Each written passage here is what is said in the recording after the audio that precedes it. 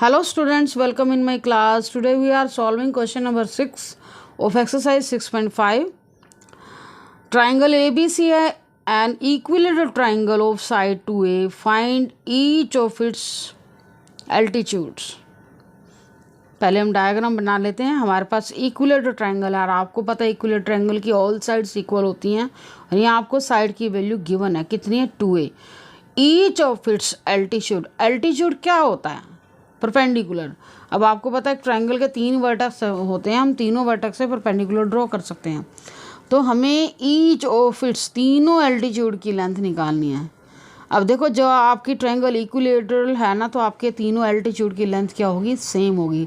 तो हम only 1 altitude निकालेंगे और रिमेनिंग 2 एल्टीट्यूड की लेंथ क्या होगी? सेम होगी. तो पहले हम डायग्राम बनाते हैं. Question number 6 ABC. आपको एक इक्विलेटरल ट्रायंगल बनानी है. इक्विलेटरल में ऑल साइड इक्वल दिखा हुआ, आप देख लेना सबकी लेंथ सेम होनी चाहिए. मैंने यहाँ डायग्राम बनाया है. देखो तीनों साइड्स को 2A 2A 2A शो किया. क्योंकि आपको एल्टीट्यूड की लेंथ निकालनी है तो हम एल्टीट्यूड ड्रॉ करेंगे. इसमें AD परपेंडिकुलर इसकी लेंथ निकालनी है. तो गिवन में क्या लिखोगे? Triangle ABC is an equilateral triangle. It means AB is equal to BC is equal to CA और इन सब की वैल्यू आपको गिवन है 2A. और हमें क्या फाइंड करना है? To find the length of AD. AD क्या है? एल्टीट्यूड है. अब देखो इसकी लेंथ फाइंड आउट करने के लिए हमें क्या करना होगा? अगर मुझे देखो हमें ये तो पता है एल्टीट्यूड है. अगर हमें इतने पोर्शन की लेंथ पता चल जाए, ये साइड तो हमें पता ही है, और परपेंडिकुलर की लेंथ आपको पता है हाइपोटेन्यूज स्क्वायर. हाइपोटेन्यूज तो है ही क्योंकि ये परपेंडिकुलर है, उसके अपोजिट वाली साइड क्या होती है? हाइपोटेन्यूज. तो हाइपोटेन्यूज स्क्वायर में से ये वाली साइड आप माइनस कर दोगे तो आपके पास क्या आ जाएगा? एल्टीट्यूड ऑफ लेंथ AD आ जाएगी.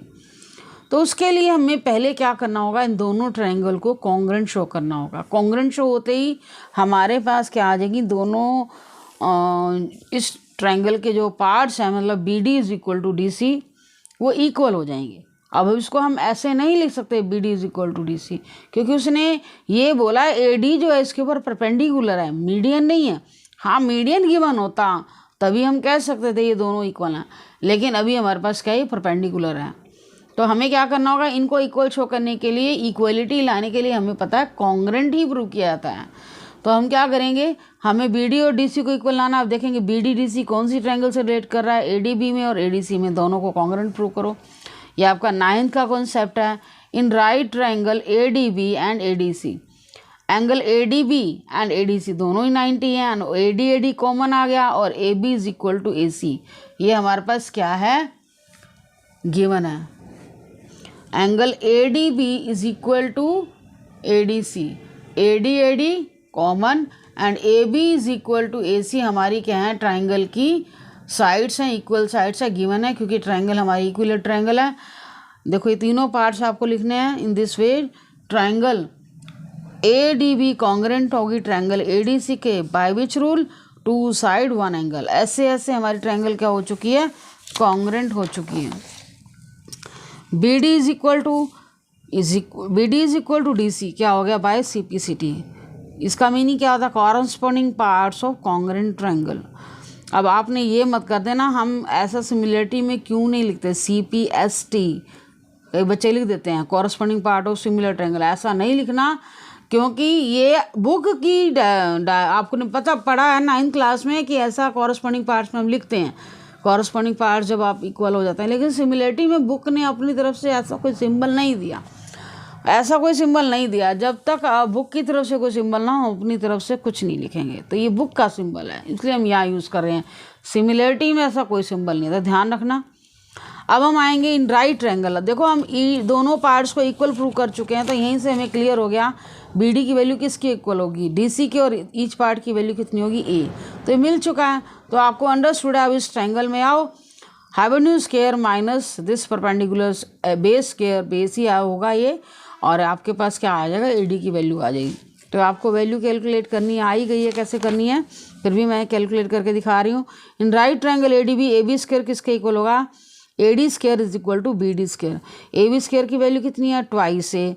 और AD आपको फाइंड आउट करना है. BD की वैल्यू कितनी है? A. इसका स्क्वायर क्या होगा 4a² AD² plus a², 4a² में से a² गया, AD² रह गया, और 3a² is equal to AD², AD² की वैल्यू कितनी आई 3a², AD की वैल्यू कितनी होगी, इसके ऊपर आप स्क्वायर रूट अप्लाई करोगे √3a, तो लेंथ ऑफ ईच एल्टीट्यूड की वैल्यू कितनी होगी √3a।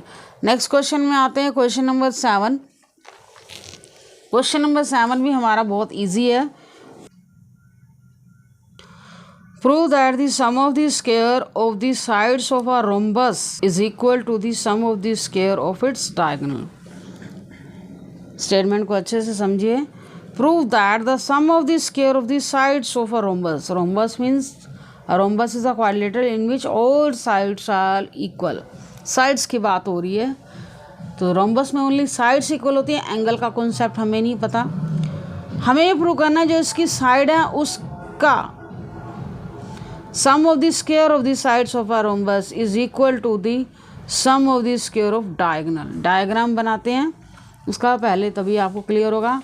तो मैंने यहाँ ABCD एक रोम्बस बनाया, ऑल साइड्स क्या हैं इसकी इक्वल हैं, रोम्बस ABCD एक रोम्बस है, और हमें प्रूव क्या करना है जो इसकी स्क्वायर का साइड है, means AB², BC², CD², DA² किसके इक्वल होता है, sum of the square of its diagonal AC² plus BD², sum of the square of its diagonal, ये आपको प्रूव करना है। प्रूफ देखो, हमें ये तो पता है diagonal of rhombus bisect each other at right angle. जो डायगोनल होते हैं रोम्बस के, वो जब जिस पॉइंट पर बायसेक्ट करते, बायसेक्ट तो करते ही हैं, दैट मीन्स OA किसके इक्वल हो गया OC के, OB किसके इक्वल हो गया OD के, और एक दूसरे को राइट एंगल पर बायसेक्ट करते हैं। तो जहाँ पर भी इनका बायसेक्टिंग पॉइंट है, चारों तरफ से ये आपका क्या बनेगा 90 का एंगल बनेगा। तो यहाँ पर चारों तरफ से 90 का एंगल बनेगा, क्योंकि इस O पॉइंट पर चारों तरफ से बायसेक्टिंग एंगल है डायगोनल्स का। तो हम यहाँ लिखना है diagonals of a rhombus bisect each other at right angle, then angle AOB, ये चीज़ आपको लिखनी है। एंगल AOB क्या होगा 90, सेम वे BOC भी 90 होगा, DOC भी 90 होगा, DOA भी 90 होगा। तो सारे हमने प्रॉपर्टी ली थी, और एक एंगल को हम शो कर देख के दिखा देंगे 90 डिग्री। अब हम आते हैं राइट ट्रायंगल AOB। अब आप ट्रायंगल में देखो इन AOB ये 90 है, तो ये क्या होगा हाइपोटेन्यूज, और आपको पता है हाइपोटेन्यूज का स्क्वायर किसके इक्वल होता है, sum of the square of other two sides OA² plus OB²। तो AB² की वैल्यू क्या आई OA² plus OB²। Similarly BC² is equal to क्या आएगा OB² plus OC²। In the same way CD² is equal to OC² plus OD² and AD² is equal to क्या आएगा OA² plus OD²। तो हमारे पास ये 4 values आ चुकी हैं, AB², BC², CD², DA², मतलब स्क्वायर की साइड्स का हमने टोटल निकाल दिया। अब आपको क्या करना है, एडिंग ऑल दीज, सबको हमने ऐड करना है, क्योंकि हमें वैल्यूज रिजल्ट में जो हमें प्रूव करना है साइड का स्क्वायर का सम चाहिए, तो हमें क्या करना पड़ेगा और ऐड करना पड़ेगा। मैंने लेफ्ट हैंड साइड को लेफ्ट में ऐड किया, राइट को राइट में। OA² plus OB² plus OB² plus OC², OC² plus OD² plus OD² plus OA²। तो नेक्स्ट स्टेप में मैंने क्या लिखा है, लेफ्ट साइड में तो AB², BC², CD², DA², right side में देखो हमने देखो जैसे ही ऐड किया ना OA 2 टाइम्स आएगा। पहले आप डायरेक्टली लिख दो, कोई दिक्कत नहीं। OA मेरे पास 2 टाइम्स है, OA², ऐसे ही OB², OC², OD², each value क्या आएगी 2 टाइम्स आएगी। तो मैंने डायरेक्टली लिख दिया twice OA², twice OB², twice OC² plus OD²। अब आपको लेफ्ट साइड में तो यही चाहिए, राइट साइड में हमें क्या बनाना है, डायगोनल का सम बनाना है। तो मैंने 2 कॉमन ले लिया पहले, तो OA², OB², OC², OD²। अब OA को आप क्या लिखोगे, क्योंकि आंसर में आपको AC नाम लाना है, BD लाना है। हमें ये तो पता ना OA क्या है, AC का हाफ है। इसी तरह से जब OC जहाँ आपको दिखाई देगा, OC के रिप्लेस में भी आपने क्या लिखना है, AC का हाफ। दोनों ही OA is equal to OC, और दोनों ही क्या हैं AC का हाफ होगा। ऐसे ही OB is equal to OD होगा, ये क्या होगा BD का हाफ होगा। तो यही आपने ध्यान रखना है, OA के रिप्लेस में भी AC/2 रखोगे, OC के रिप्लेस में भी AC/2 रखोगे। In the same way O B के रिप्लेस में बी डी बाई टू रखोगे, ओ डी के रिप्लेस में बी डी बाई टू रखोगे। तो ये स्टेप आपने ध्यान रखना है। ओ ए ओ सी दोनों के रिप्लेस में A C by two, A C by two, O B के रिप्लेस में B D by two, B D by two.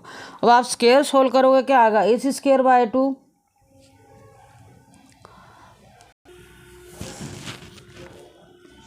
A C square by 4, B D square by 4, A C square by 4, B D square by 4। ये value रखने के बाद आपको square open करना है और सबका एलसीएम देखो 4 आ रहा है। A C square B D square, A C square plus B D square, A C square plus A C square कितना आ रहा है, twice A C square, B D square plus B D square, twice B D square. Twice फिर से common ले लें, एक 2 already था, 2 इंटू 2 4 आ गया, ये 4 इससे कैंसिल हो जाएगा। आपके पास क्या आ चुका है, A C square plus B D square. तो हमने प्रूव कर दिया है कि sum of the square of this sides is equal to the sum of the square of its diagonal. तो thank you for watching video. Next question आपको next video में मिलेंगे।